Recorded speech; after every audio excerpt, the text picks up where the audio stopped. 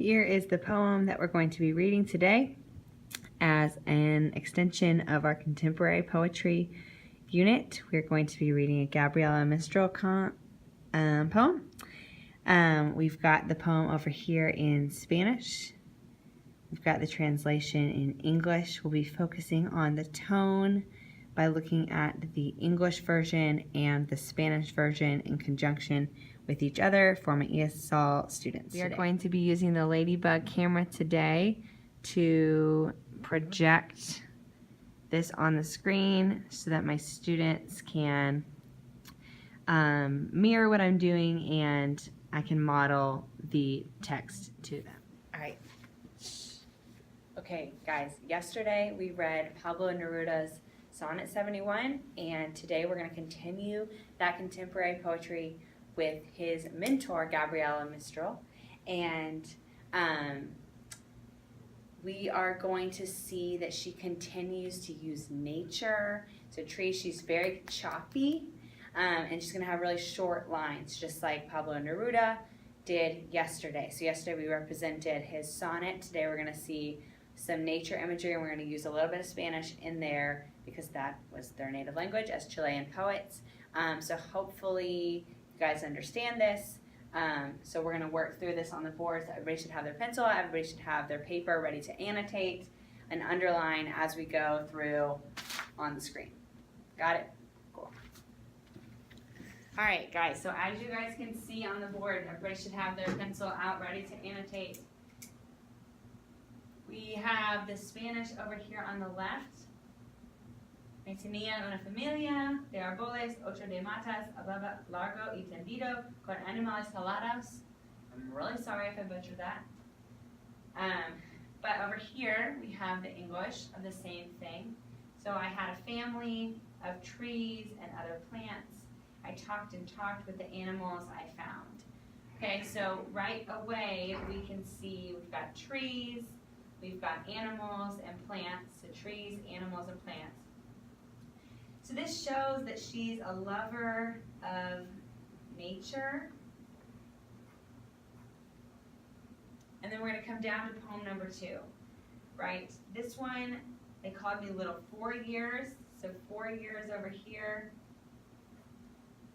And I was already 12. They called me thus because I did not act my age. I did not sew. I did not darn. I had a vague gaze. I acted for stories, narrative poems, and I did not wash the dishes. Alas, and above all, because I spoke thus in rhyme. So in rhyme right there. So this shows, especially with I did not act my age, did not act my age. This shows that she was childlike, almost a little bit silly. Some other parts that give us a clue to that was this part. I was already 12, but people acted like I was 4. Loved stories.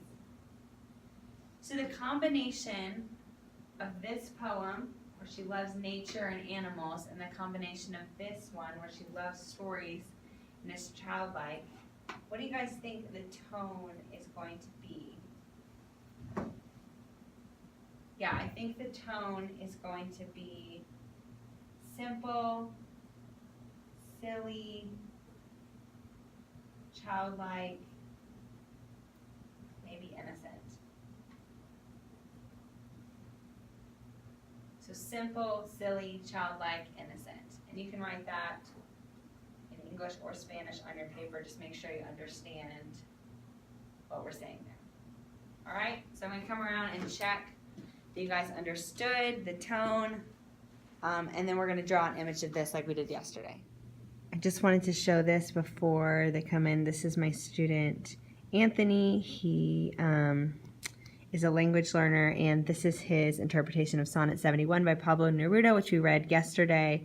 I do this a lot with poetry because it's hard to understand, and especially if you are learning the language at the same time. So this was about perception of love, so that was him thinking about love, and that was reality. So did a great job with this, and